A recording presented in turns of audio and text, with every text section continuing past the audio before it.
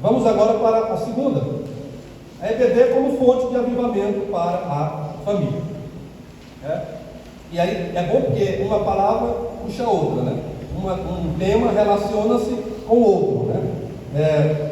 A EBD, ela é fonte de currículo para o cidadão que vai morar no céu, mas ela gera avivamento, e esse avivamento ele é fonte para fortalecimento da família, porque a EBD, a igreja, é formada de famílias.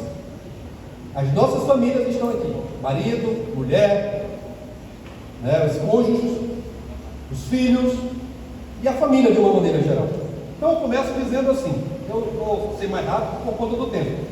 Eu vou, na introdução, dizer: a família é o mais lindo projeto de Deus, e ela se inicia à luz da Sagrada Escritura, a partir da união entre um homem e uma mulher, conforme está no Evangelho de Mateus, capítulos 19, versículos 5 e 6. Leia aí para mim, por favor.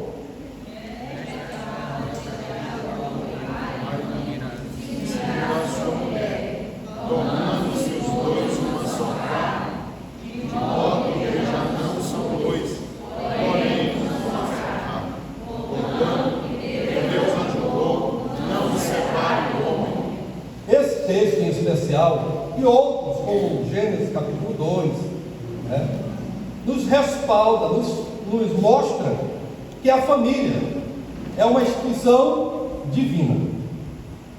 Não foi o homem que criou a família, foi Deus. É isso?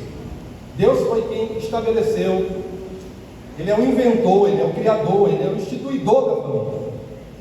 E Deus cria a família a partir da união entre um homem e uma mulher. Deixa isso muito claro. O evangelista Mateus, Moisés, quando escreve o Pentateuco no livro de Gênesis em especial, deixa isso muito claro no capítulo 2 do livro de Gênesis.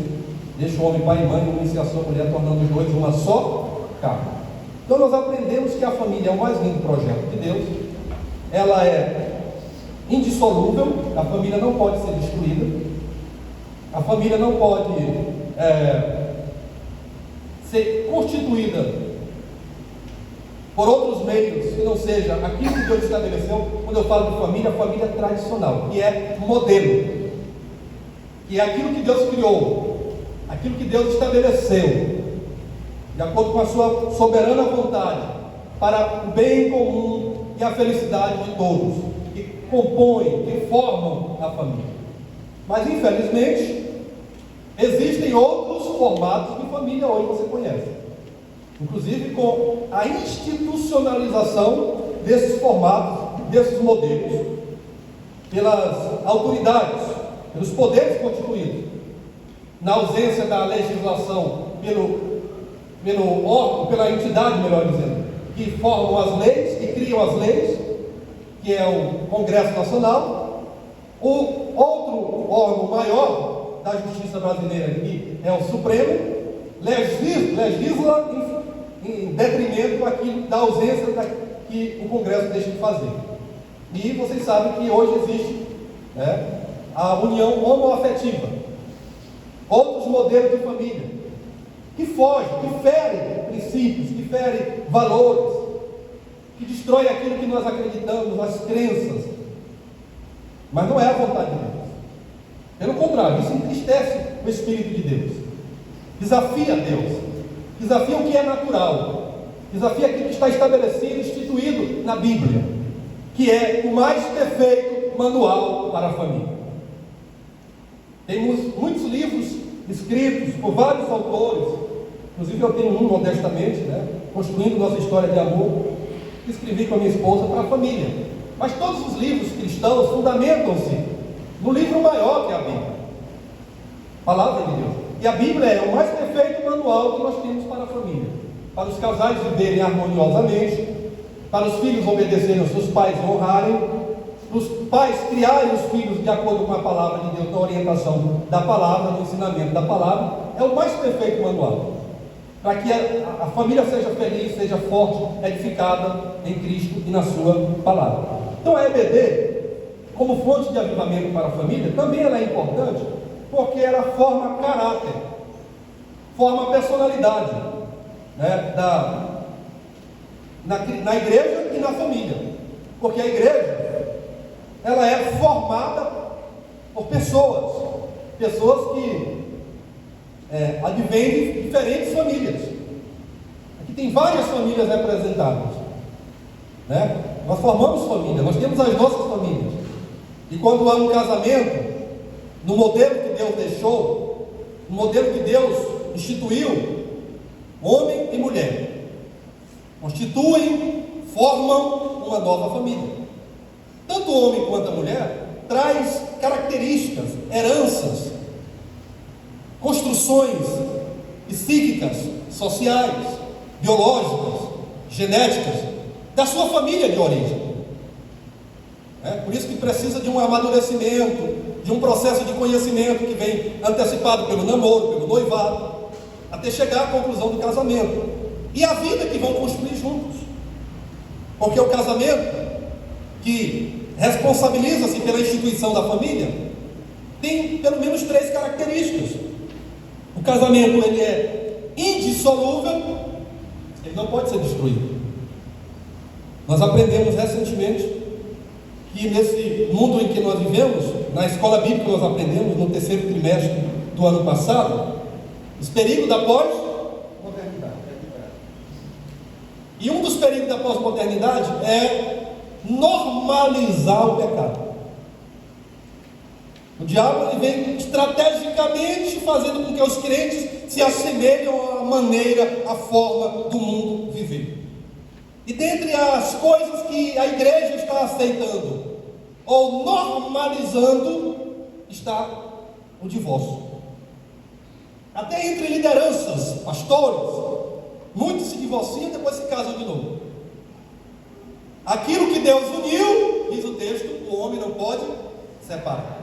O casamento é para a vida, é uma construção permanente. E a IBD tem que falar sobre isso, claro, de acordo com o currículo, de acordo com a temática que está sendo abordada. E no 3º trimestre do ano passado nós tivemos a oportunidade de estudar sobre isso, a normalização do pecado, dos modelos de situações de vida que estão sendo adotados pela sociedade sem Deus.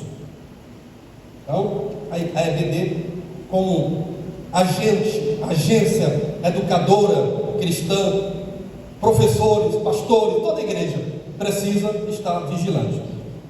Amém, meus irmãos? Então, a EBD, primeiro ponto aí, a EBD é a formação do caráter e da personalidade da igreja e na família.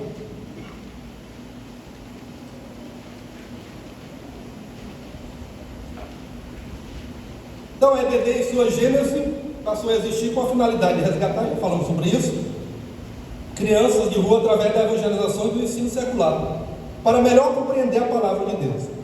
De certa forma, essa finalidade evangelística tem sido deixada de lado, segundo o pastor Arinaldo Renovato. Assim é desejável e urgente que a EBD resgate a visão evangelística, visando sobretudo a formação do caráter, personalidade e transformação dos indivíduos que compõem as famílias. Falei para os irmãos que a igreja é formada de famílias. É papel da EBD ajudar a igreja, contribuir. Na minha tese de doutorado, eu trabalhei a EBD, o letramento, claro, de uma outra perspectiva. O letramento a partir da EBD. E a gente identifica que a gente espera muito da EBD, mas a EBD só contribui. É um conjunto. Então, eu estou dizendo aos irmãos que a EBD contribui com a formação do caráter e da personalidade das crianças, porque é a partir da primeira infância, ou dos primeiros anos da criança, que essa personalidade é formada. E a EBD tem que cumprir esse papel de contribuir, mostrando a palavra, ensinando a palavra. Eu creio que ao longo da existência dela, ela tem feito isso. E a gente precisa cada vez mais aprimorar, ampliar, a partir do currículo que nós temos, dos conteúdos das revistas e do trabalho de cada professor, do comprometimento, do grau de comprometimento, de responsabilidade, de amar aquilo que você faz, porque só é bem feito quando você ama aquilo que você faz. Fazer com amor, com convicção, sabendo que está agradando a Deus. Então, É desejável e urgente que a EBD resgate essa visão.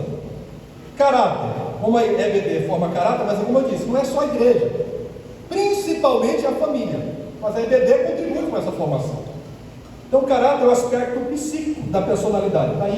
Estão aí as citações abaixo, se os irmãos quiserem consultar depois, os númerozinhos lá, as citações.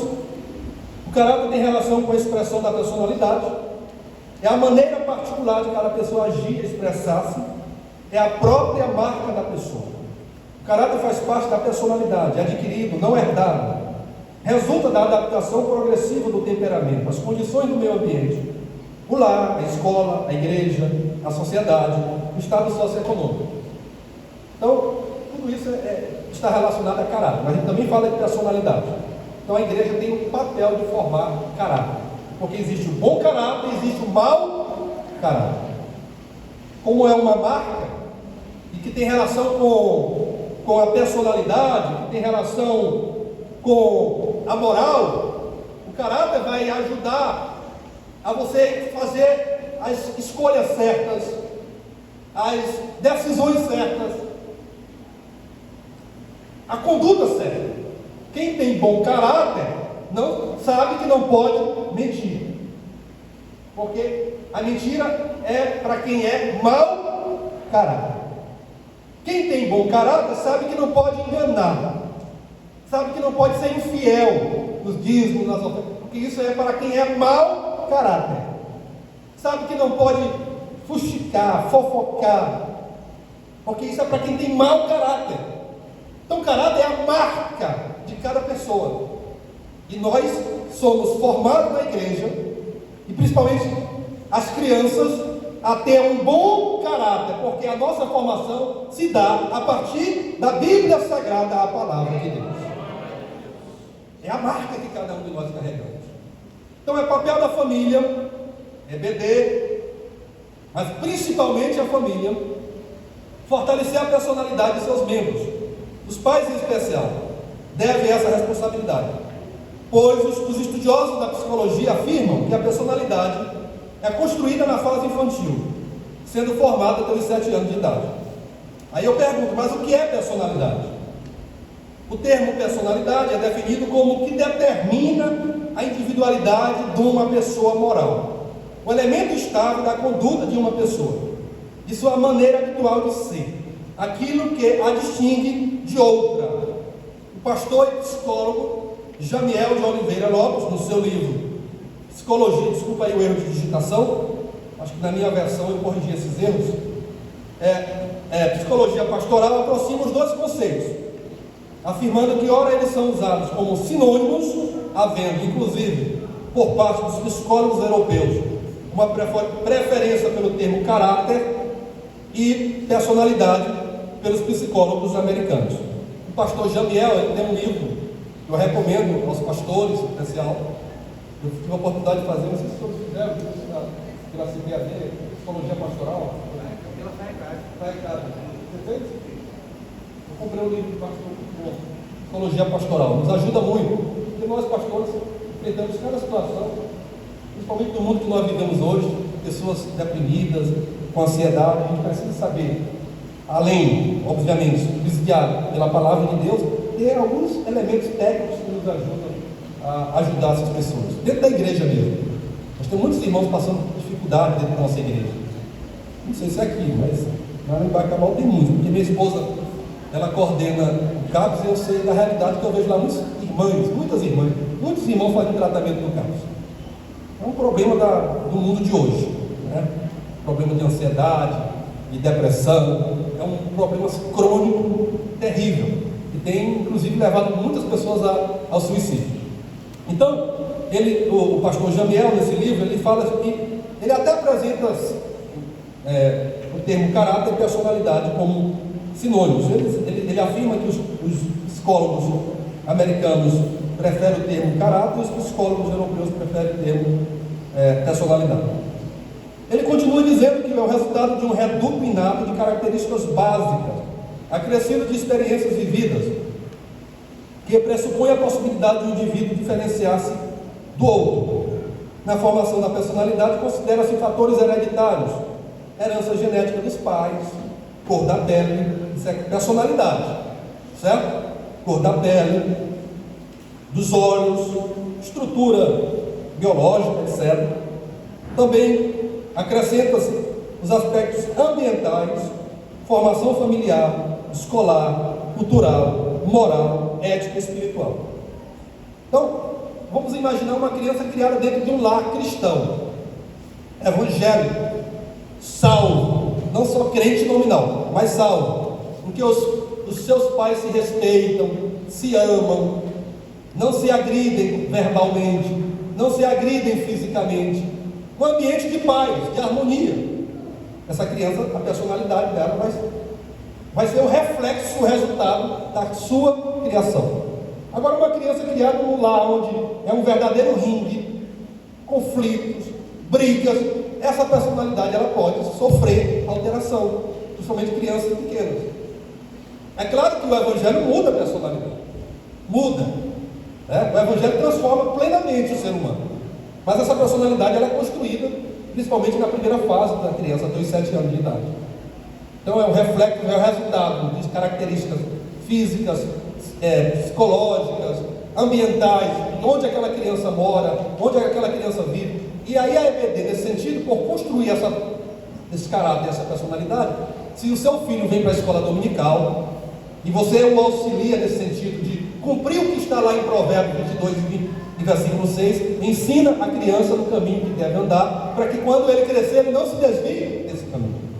Esse é o papel do pai e da mãe. Ensinar, educar a criança. E a igreja, de uma maneira geral, de forma específica, através da EBD, vai contribuir para essa construção. Amém, meus irmãos? Em síntese, pode-se dizer que caráter aponta como a pessoa vai reagir diante de uma atitude, ou seja, o caráter tem relação com a moral, que pode ser entendido como uma lista de atitudes e comportamentos, aquilo que deve ser feito, praticado ou não. Eu tenho uma lista, isso aqui eu posso fazer, isso aqui eu não posso fazer. Eu ouvi um texto um ano atrás, na época da Operação Lava Jato, esse texto escrito pelo então juiz Sérgio Moro, que hoje é senador da República, e no texto ele dizia que quem tem a oportunidade de roubar R$1, rouba 1 milhão. Você viu uma criança pegando ali R$1, cara, viu alguém que derrubou R$1 e ela vai lá e pega. Você vai na padaria, compra R$5 de pão e aí dá R$10 e aí o balconista se equivoca e dá R$20 de troco. Você não devolve. Pequena corrupção. Mas a pequena corrupção também tira o crente do céu. Quem rouba R$1 rouba 1 milhão. Então isso fala de integridade, de conduta, de caráter. Então o caráter tem relação com a moral. Você lista aquilo que você pode fazer e aquilo que você não pode fazer. E às vezes nós nos preocupamos como crentes, porque o crente tem que ser exemplo. Eu costumo dizer, pastor José Luiz, que os crentes devem ser os melhores cidadãos da terra, porque nós temos que viver pela Bíblia. Jesus nos ensina a ser o quê? Luz do mundo e sal da terra.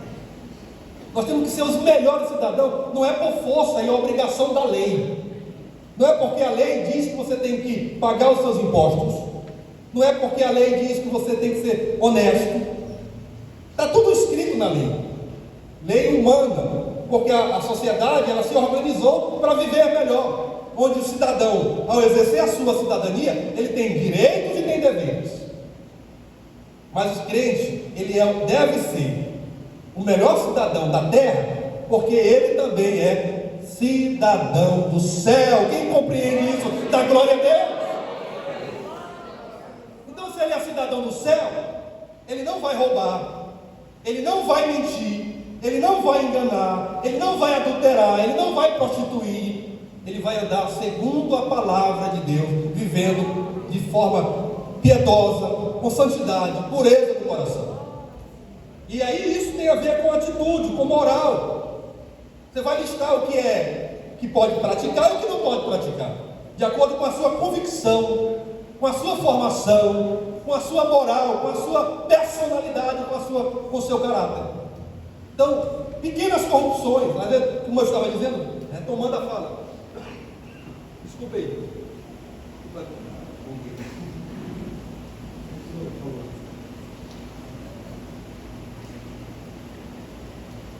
Meu amigo Laura, caladinho, está me ajudando aqui. Professor gabaritado. Bem, meus irmãos, como eu estava dizendo, se você tem a oportunidade de viver como a Bíblia nos ensina, vivamos. Porque às vezes nós nos preocupamos com as grandes coisas que causam impressão, mas nós temos que ser honestos em tudo, íntegros em tudo. Eu gosto muito do texto de Jó, onde Deus ele dá testemunho de Jó. Ele diz que ninguém há na terra como Jó. E o próprio Deus, é maravilhoso, ouvir Deus dar testemunho de Jó. A pessoa Deus chegar aqui e dar testemunho de você, diz: olha, você é um homem ou uma mulher justo, reto, temente a Deus, que se desvia do mal. Deus dá 4 qualidades de Jó. Jó era um homem justo, reto, temente a Deus e que se desviava do mal. É assim que temos que viver. E é assim que a EBD tem que fazer: ensinar os seus alunos a ser justo, reto, temente a Deus e se desviar do mal. Então, sim, pense em ser justo em relação às coisas que causam impressão. Se tiver a oportunidade de se corromper, não vai se corromper. Mas pense em ser justo nas coisas que causam também impressão, nas pequenas coisas, nas pequenas atitudes. Porque às vezes nós erramos e nos equivocamos quando pensamos que vai fazer mal só se for uma coisa grande. O que é que a Bíblia diz? Um pouco de fermento leveda toda massa. Então uma pequena corrupção pode lhe fazer mal. Pastor, o que é uma pequena corrupção? Eu poderia passar aqui 10 minutos só citando coisas que são consideradas pequenas corrupções. A gente às vezes faz sem nem perceber. Mas como eu disse, o crente tem que ser o melhor cidadão da terra, porque também ele é cidadão do céu. Você vai na fila do banco, aí lá está o seu amigo, tem 10 pessoas na sua frente, 10, aí você é com pressa, mas também você não sabe que os que estão lá também estão apressados, também tem coisas para resolver. Aí você vai lá na frente do seu amigo, vai pagar um boleto, pede para o seu amigo pagar para você. Você está furando a frente de 10 pessoas que estão à sua frente. É uma pequena corrupção. A gente faz coisa que a gente não se dá conta e faz mal para a gente. Está lá o lugar para estacionar o carro. O lugar para estacionar o carro é para idoso ou para cadeirante, para quem tem deficiência física. Você não é idoso e não é deficiente físico. Você estaciona o seu carro lá num lugar que não é para estacionar. É o quê? Pequena corrupção. Você está no semáforo, o sinal está vermelho, mas você está apressado e passa. Você infringiu a lei do trânsito, pequena. E eu poderia citar muitas coisas, mas não há tempo para isso. Então, nós temos que ser os melhores cidadãos, vigiar e viver a santidade, integridade, caráter, personalidade, conduta. E a EBD forma cidadãos do céu, e a família tem um papel mais importante ainda. Por isso que nós, como membros de famílias que aqui estamos, temos a oportunidade de aprender na EBD, e a EBD cumprindo o seu papel de ser um departamento que auxilia a família, porque ela vai formar a criança, ajudar a criança, né, o adolescente, o jovem, o adulto. Mas aí a família tem que compreender qual é o seu papel aqui na terra, porque nós criamos os filhos para Deus. A Bíblia diz que os filhos são herança do Senhor. Nós precisamos devolver aqueles que têm filhos para aquele que nos deu de presente.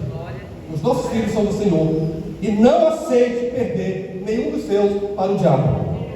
Não aceite, nem que um dia ele volte ou ela volte pela dor, mas busca, Senhor, porque é promessa de Deus, e a família é um projeto de Deus. E eu ainda acrescento: a salvação, embora tenha o aspecto individual, ela também tem o aspecto coletivo. É para a família a salvação. Creia no Senhor Jesus Cristo, disse o apóstolo Paulo ao carcereiro, e serás salvo tu e a tua casa. Amém, meus irmãos? Então a família é um projeto perfeito. Pastor, agora você exagerou. É, meu? A família é perfeita. Família é um projeto perfeito. Vocês concordam com isso? Amém. Mas pastor, mas não tem ninguém perfeito. Todos nós somos falhos, imperfeitos. Mas o pastor Josenilson, ele é imperfeito, mas perfeitamente completo, perfeito para a irmã Marta. E a irmã Marta, embora seja imperfeita, porque todos nós temos as nossas imperfeições, mas ela é perfeita para o Josenilson. Eu sou imperfeito, mas sou perfeito para a Karine. A Karine é imperfeita, mas é perfeita para mim. Porque Deus não faz nada imperfeito. E a família é perfeita porque ela é um projeto de Deus.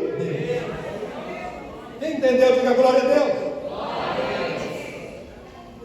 Então a sua família é perfeita.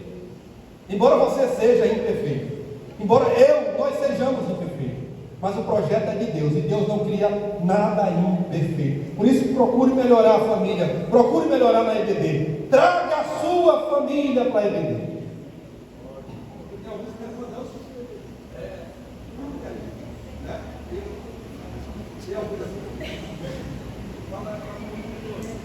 Não, eu vou falar.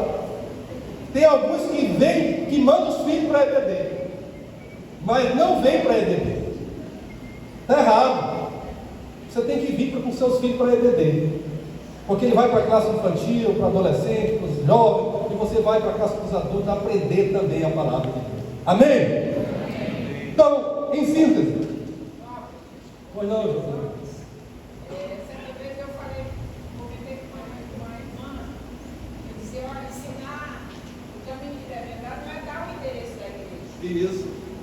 Tem muita gente que faz isso, né? Fez um endereço assim, ensinar o caminho que deve andar. Dar o endereço, vai para o entregador, então vai lá, eu fico em casa. Manda o filho, dá seu endereço. Verdade.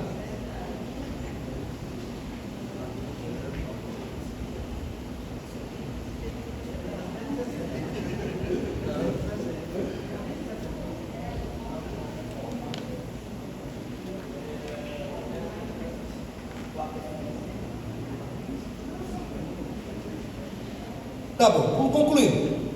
Em síntese, pode-se dizer que o caráter aponta como a pessoa vai reagir diante de uma atitude. Ou seja, o caráter tem relação com a moral, que pode ser entendido como ali, já falei disso aqui. Como o objetivo da EBD é promover o ensino cristão a partir da Bíblia Sagrada, as mais diferentes faixas etárias das pessoas pertencentes à comunidade evangélica ou fora dela, ele pode trazer as pessoas não evangélicas para a igreja, ou ir lá ao encontro delas. Espera-se, portanto, que a EBD cumpra o seu papel educacional, social e espiritual, contribuindo para a formação de um caráter da personalidade cristã, conforme as escrituras sagradas, e em consonância com o que a Bíblia preconiza para as famílias no livro de Provérbios 22:6. Ensine a criança no caminho que deve andar, e ainda quando for velho, não se desviará dele. Amém? Agora vamos para o segundo ponto, eu vou só ler aqui rapidinho. A EBD defendendo a família dos males da pós-modernidade. Nós vivemos em um tempo em que as famílias tradicionais e a Igreja de Cristo têm sido atacadas por todas as sortes de pensamentos e ideologias contrárias aos valores e princípios fundamentados em Deus e em sua palavra. Alguns pseudos mestres não se furtam em relativizar a Bíblia Sagrada, desconstruí-la, institucionalizar e normalizar modismos e práticas pecaminosas que afrontam claramente o propósito de Deus para o homem, a família, a igreja e a humanidade. Diante do exposto, a EBD, dentro de sua grade curricular, tem apresentado ao povo de Deus temas relevantes, cujo objetivo é fortalecer a fé dos cristãos e avivá-los para vencer os males da pós-modernidade, sem se desviar para a esquerda nem para a direita, pois entendemos o valor da palavra de Deus como sendo inerrante, infalível e eterna, conforme afirma o profeta Isaías 40, versículo 8. A erva seca e as flores caem, mas a palavra do nosso Deus permanece para sempre. A EBD procurando cumprir o papel de ensinar, advertir, despertar as famílias e a igreja para os perigos que as ideologias humanísticas e hedonistas têm implantado no mundo. Aqui seria a vírgula, acho que com a digitação. Entre as temáticas problematizadas pela EBD, com o propósito de fortalecer a fé do povo de Deus, destacamos o conteúdo do terceiro trimestre de 2022, os ataques contra a Igreja de Cristo, as sutilezas de Satanás nestes dias que antecedem a volta de Jesus Cristo. Dos 13 subtemas abordados, todos de grande relevância para a manutenção e defesa da fé cristã, destacam-se, entre outros, as seguintes lições. Lição de número 4, que abordou a seguinte temática: a sutileza da normalização do divórcio. E a lição de número 6, cujo tema foi a sutileza das ideologias contrárias à família. O destaque dessas duas temáticas se dá pela relação que tem com a proteção à família, de forma específica, e a igreja de uma maneira geral. Em relação ao primeiro tema em destaque, chama a atenção do leitor para o texto sagrado do Evangelho de Mateus, que eu já li no início, né? Assim não são mais dois, mas uma só carne. Portanto, que Deus ajuntou, não separe o homem. No mundo atual, uma tendência entre cristãos é aceitar o divórcio como algo normal. Essa é uma postura perigosa, arriscada e até mesmo pecaminosa. O casamento é uma instituição divina que reflete o ideal de Deus. Então eu trouxe aqui como exemplo, para sustentar a tese que nós defendemos desde o início da nossa palestra, de que a EBD vem cumprindo seu papel social, espiritual, e sobretudo de ensinar a palavra de Deus, seja pelos nossos comentaristas ou pelos nossos superintendentes, pelos nossos professores e professoras, e também os nossos alunos. No terceiro trimestre de 2022, a nossa CPAD nos presenteou com essa temática. Foi tão fundamental, porque foi sobre os ataques contra a igreja, os ataques que a igreja vem sofrendo. E dentre as 13 lições, eu destaquei essas duas, porque elas têm mais relação com a família. Porque a igreja ela é formada de famílias, ou por famílias. Então as nossas famílias vêm sofrendo ataque há muito tempo, mas principalmente nessas últimas décadas, para tentar destruir os nossos valores, as nossas crenças, os nossos costumes. E pouco a pouco, a igreja, quando eu falo igreja, não estou me reportando apenas à igreja local, mas à igreja geral, à igreja universal. Pouco a pouco, a igreja evangélica no Brasil, ela vem cedendo essas pressões malignas, vem cedendo. Como exemplo, a questão da normalização do divórcio. É claro que cada caso é um caso, precisa ser avaliado, e a gente não pode também ser radical. Há casos e casos, e a própria palavra de Deus nos dá respaldo para aqueles casos específicos de divórcio por conta do adultério, da traição. Há respaldo bíblico para isso. E o próprio Jesus fala, ensinando que Moisés deu carta de divórcio por causa da incredulidade, mas no princípio não foi assim. Deus, quando ele instituiu a família, ele criou a família a partir da união entre o homem e a mulher. Ele criou para que o casal desfrutasse de todas as bênçãos, de todas as maravilhas que tem no casamento. Casamento é uma coisa maravilhosa. Eu tenho 25 anos de casado, e se eu tivesse a oportunidade de casar 10 vezes, eu casaria com a mesma mulher, porque é uma bênção de Deus. O casamento traz felicidade, traz alegria para o casal. O casamento traz harmonia, completa um ao outro. Foi para isso que Deus criou o casamento. Foi por isso que, para dar felicidade em todos os sentidos, inclusive na intimidade do casal. Então é uma coisa boa, maravilhosa, o casal desfrutar daquilo que Deus preparou, planejou, elaborou para a vida em família, além de outras coisas que nós poderíamos estar citando. Porém, o diabo, com as suas artimanhas, com as suas estratégias, porque ele é o pai da mentira, ele veio para matar, para roubar, para destruir, ele vem minando muitas famílias, tentando destruir as famílias, colocando na mente, na ideologia de muitas pessoas, que se você não casou e não está bem, pode se separar e casar de novo. Não é assim. Isso não é o propósito de Deus. A Bíblia diz que Deus, ele odeia o divórcio. Sabiam disso? Está lá em Malaquias, não estou lembrando do capítulo 3, mas Deus odeia, em uma versão, Deus odeia o divórcio. Deus criou o homem e a mulher para viver até que a morte os separe, mas para viver plenamente. Não é para viver em briga, não é para viver em conflito. Eu não estou dizendo que o casal tenha casal perfeito, embora o casamento seja perfeito, mas a gente entra em conflito, entra em crise, mas é para se perdoar. Um dos princípios que deve ser fundamentais dentro do casamento é o princípio do perdão, o princípio do elogio, Então o casamento é para ser vivido de forma plena.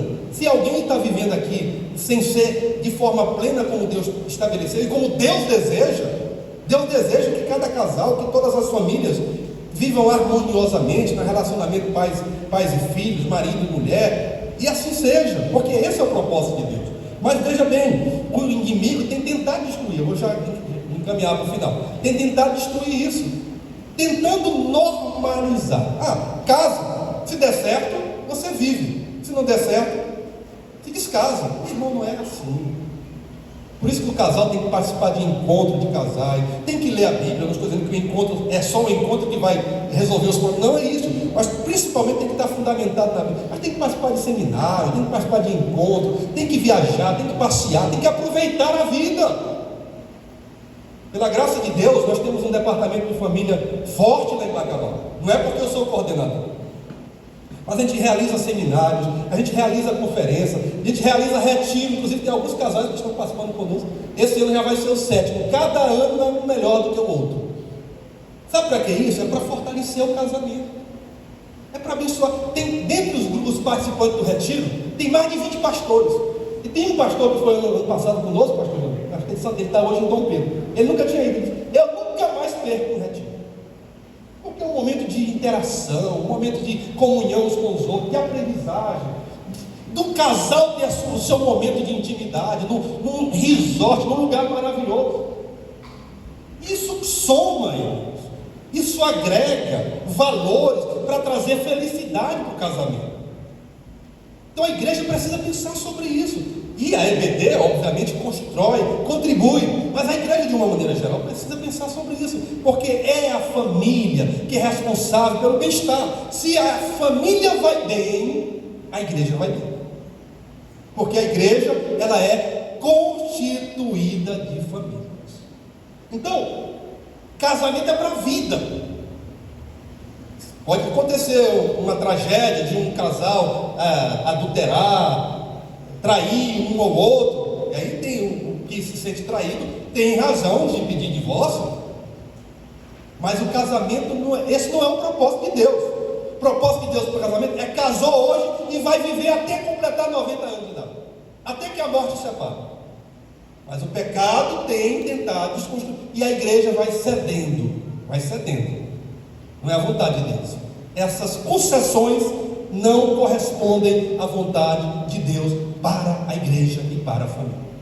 Aí, para encerrar, a outra lição dentro desse contexto é a lição de número 6. A lição 6 joga luz sobre as sutilezas das ideologias contrárias à família. Ao tomar como base o texto de Gênesis 2, 18 a 24, percebe-se o cuidado do Deus Criador com a família, enquanto instituição criada por Ele mesmo. Sendo assim, pode-se afirmar que a família é um projeto especial de Deus, e por isso foi estabelecido pelo Criador. Fundamentos que trazem estabilidade a essa magna instituição: monogamia. Casamento tem que ser monogâmico, um homem e uma mulher. Mas hoje, irmão, já existem relações horríveis. Tem pessoas casando até com animais aí por aí fora, casando com árvore. Sabiam disso? Casando com cachorro. Tem uma juíza aqui no Rio de Janeiro que fez um casamento de um ser humano com um animal. A lei, ela frouxa, a lei, ela está passando por um processo de perversão, de inversão de valor. Então o casamento, ele é monogâmico, de acordo com o que Deus estabeleceu: um homem e uma mulher. O casamento, ele é heterossexual, um homem e uma mulher, né? Macho e fêmea, e ele é indissolúvel, não pode quebrar.